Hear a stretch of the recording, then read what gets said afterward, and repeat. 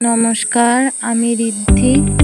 আমার ছোট্ট মিনি ব্লগে আপনাদের স্বাগত জানাই। আজকে চললাম মাসির সাথে একটু বেড়াতে। বেশি দূরে নয়, আমাদের কামারপাড়াতে। তোমরা আগে এই মন্দিরটা দেখো।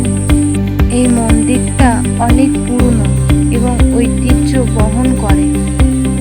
এই মন্দির নিয়ে ইতিহাসের পাতায় অনেক কিছু রচিত আছে। এবার চলে যাচ্ছি আমরা পার্লারে। মেয়েদের পার্লারে যেতে একটু ভালোই লাগে, কি বলো তোমরা? কমেন্টে জানাও। এবার আমাদের প্রধান গন্তব্যে আমরা পার্লারে পৌঁছে গেছি। বসে আছি কখন সুন্দর হবে। সুন্দর হয়ে আর না হয় একটু ফুচকা তো খেতেই হবে। চিংড়ির চপ আর মাংসের চপ খাওয়া হয়ে গেছে। এরপর বেরিয়ে পড়লাম বাড়ির উদ্দেশ্যে। এবার দেখো বাড়ি পৌঁছে গেছি।